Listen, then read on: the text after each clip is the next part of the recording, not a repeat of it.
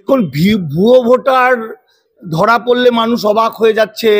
একটা লোকের দুটো জায়গায় ভোটার কার্ড, একটা ভারতবর্ষে একটা বাংলাদেশে, সেই নিয়ে চাঞ্চল্য ছড়িয়ে পড়ছে।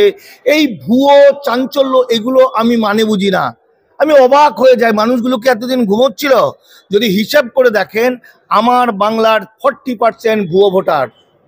40% ভুয়ো ভোটার। যত বড় হিম্মত তালাই হোক, আমার সঙ্গে চ্যালেঞ্জ করুক, আমি আইন দিয়ে বুঝিয়ে দিচ্ছি যে এই এই যে যত সরকার তৈরি হয়েছে, বাম আমল থেকে ডান আমল, যত সরকার তৈরি হয়েছে, সমস্ত সরকাররাই কিন্তু ভুয়ো ভোটার নিয়েই সরকারটা তৈরি হয়েছে। তার কারণ হচ্ছে, আইন দিয়ে যদি দেখেন তাহলে সংবিধান অনুযায়ী যারা নাগরিক তারা ভোটাধিকার পাবে। নাগরিক কারা?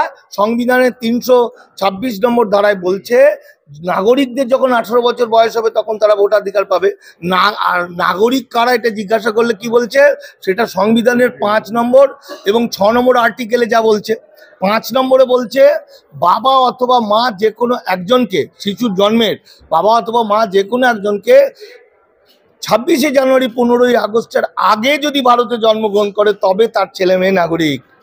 তাহলে বাবা মা দুজনেই যদি উদ্বাস্তু হয়ে থাকে তাহলে ছেলে মেয়ে ইল্লিগাল, তাহলে তার ভোটটা ভুয়ো। ফলে এই যে ইদানিং বলবো না, 2000 সালের পর থেকে, বাম আমল থেকে যে প্রচুর পরিমাণে বাংলাদেশিরা ভারতবর্ষে ঢোকে, এই প্রত্যেকটাই ভুয়ো ভোটার। এদের কোনো নাগরিকত্ব নেই। কারণ 1971 সালের পরে যারা ভারতবর্ষে ঢুকেছিল তাদের নাগরিক হওয়ার কোনো আইন ছিল না। মানে 71-এর 29শে নভেম্বর ভারত সরকারের সার্কুলার, 71-এর 25শে মার্চের পর যারা ভারতে ঢুকবে তারা ফিরে যাবে, তারা কোনোদিন নাগরিকত্বের আবেদন করতে পারবে না। পরে যারা এসেছে তারা একটা রেশন কার্ড বানিয়েছে, একটা পয়সা দিয়ে ভোটার কার্ড বানিয়েছে, একটা আধার কার্ড বানিয়েছে, তারাই ভোট দিচ্ছে। ভুয়োর দেশে ভুয়ো চলছে, নেতাও ভুয়ো, ভোটারও ভুয়ো। তো ভুয়ো ধরাধরির কি আছে? কিন্তু মমতা ব্যানার্জি যেটা বোঝাতে পারেননি, মানেটা অন্য হয়েছে।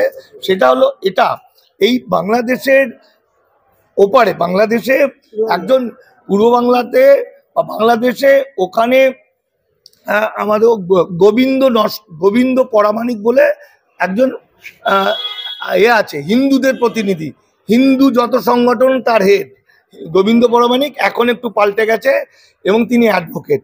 এই গোবিন্দ পরামানিকের কাজ হচ্ছে ওখানে প্রচুর হিন্দুকে জড়ো করে তাদের মাথা খাওয়া। তাদেরকে যেমনভাবে যুদ্ধের আগে মানুষকে উত্তেজিত করা হয়, মানব বোমা তৈরি করা হয়, আমার কাছে এমন ভিডিও আছে, তাকে বোঝানো হচ্ছে যে এবার বোঝানোর পর বলছে সে ইন্ডিয়া ঢুকবে, ঢুকে এপারে এলে সব ব্যবস্থা করা থাকবে এবং ওখান থেকে ও এসে নরেন্দ্র মোদীকে বা বিজেপিকে জেতাবে, এটাই হবে ওর ধ্যান জ্ঞান।